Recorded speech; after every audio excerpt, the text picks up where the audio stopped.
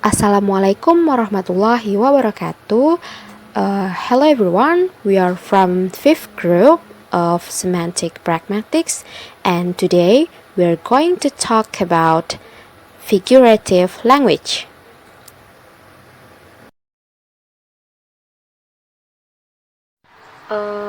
Alright, my name is Sitti Rahayu Armita Lestari, and I am the first speaker of our discussion today, and I will explain about literal language, figurative language, and the irony.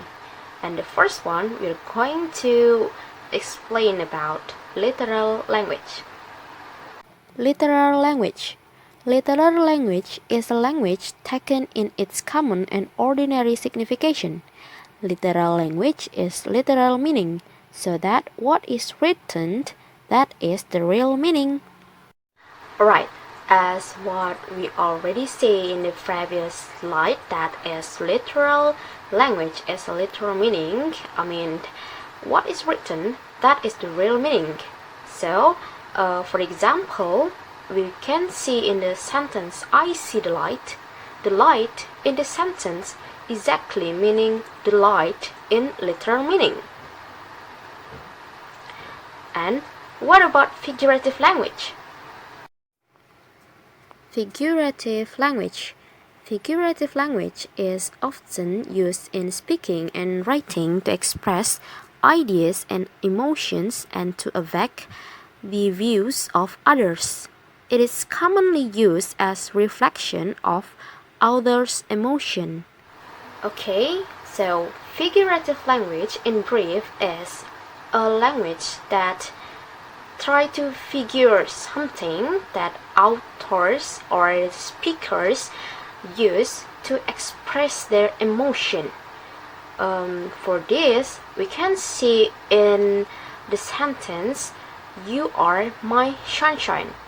In here, figurative language try to explain the sunshine. What is sunshine implied? This is not real sunshine, just like what literal language says, but it means there is connotative meaning in that word. That is, sunshine in this sentence means that something that lights of life. So we can assume that you are my sunshine. It can be means that you are important person or you are a special person.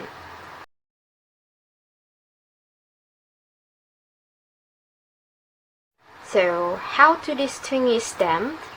To distinguish between literal language and figurative language, we can see in their usage. In literal language, they are commonly used in academic writing such as thesis, essay, and many more that related to academic. And for figurative language, they commonly appear in literary work such as novelette, prose, poetry and poem, and sometimes in drama scripts. So in this occasion, we are going to talk about some figurative language, among others, the irony, presupposition, metonymy, metaphors, and simile. Irony. Irony is segments in which intended meanings are contradictory with state meaning. Irony is one of figurative language that try to express certain meaning but in opposite word. So the irony is one of figurative language that try to express a certain meaning but in the opposite way. I mean that sometimes irony can be like humiliate someone. For this, I'll give the situation that is there's a big ceremony, big award that the actors attend, and he is win the awards, and the awards at the worst actor of the year. And when he got to the podium and get the trophy, he would say that I'm really happy to win this award until I can keep my chin up in front of you all. In this occasion, this actor tried to explain that he felt ashamed or embarrassing with the situation, but he expressed it with the different way, the opposite way, that he said that he is happy, but the real meaning that he's not happy to win this award because that is embarrassing award for him. So that's how irony works. And I think that is my explanation, and the next one is about preposition, metonymy, that will be explained with my friend, that is Linda Oktavia, in the next video.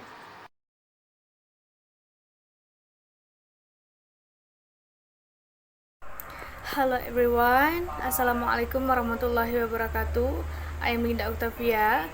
I will try to explain about presupposition and metonymy.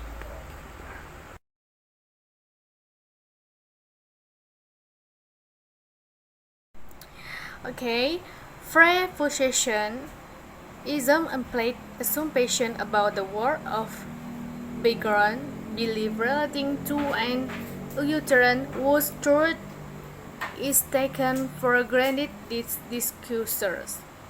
Example, Jane no longer readers fiction. Preposition, Jane's own word fiction. Have you stopped reading in truth? And preposition you had on didn't mean. Negative of sentence containing a presupposition. If presupposition of a sentence are not consistent with the actual state of affairs, then one of two approaches can be taken. Give the sentence my wife is pregnant and my wife is not pregnant when one has no wife the other. But the sentence is and it's negative or false. Next, projection of presupposition. Example, if I have a wife, then my wife is blonde. Here the presupposition tricked by the expression my wife that I have a wife is blocked because it's the state in the antecedent of the conditional. Next, presupposition triggers. A presupposition trigger is a lexical item or linguistic contraction with the responsible for the presupposition and thus triggers it. Definition, description, factive verb, implicative verb. Next, metonymy. Metonymy and related figures of speech are common in everyday speech and writing. Next, metaphor and metonymy. Metonymy works by the assumption between two concepts, where the metaphor is based upon their analogs similar. Example, containment. When one thing contains other, it can frequently be used metonymically.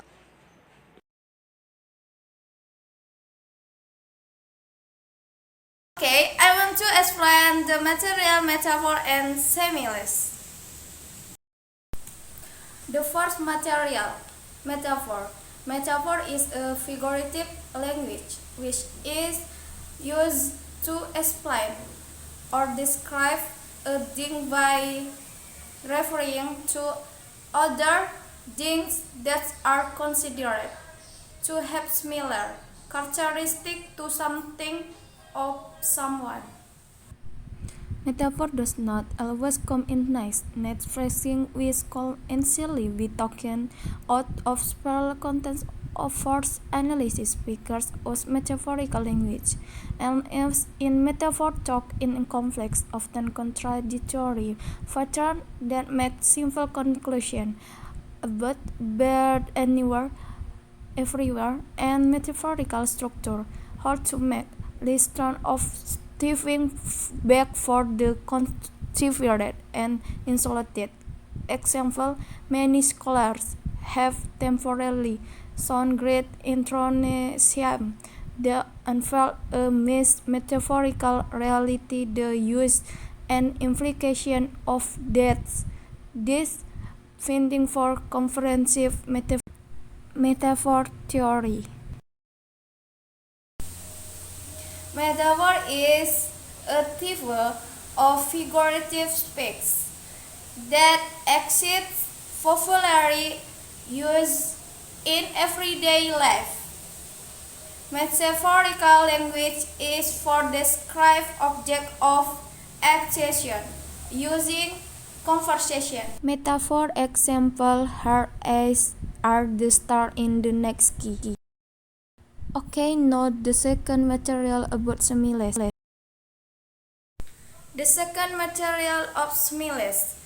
Similes is a figure of speech that expresses something indirectly with an explicit conversation expressed by preposition and conjunction. For example, similar as and. Similes and metaphor are often confused with are another. Example of similes can be found just about anywhere, from frames to song lyrics, and even in everyday conversation. Fables are used in literature to make writing more lively and strong. In everyday conversation, they can be used to convey meaning concretely and effectively as many commonly used expressions or idioms are fables. For example, when someone says he's as busy as bee, meaning he works hard, as birds are known to be very extraordinary busy. If someone says, I'm comfortable as a bug on a rock, the mean is they feel very and comfortable or conveniently in bed. Okay, that's our material today. I hope you can enjoy the presentation and feel free to ask if you still have a question in comment section below. Thank you. Wassalamualaikum warahmatullahi wabarakatuh.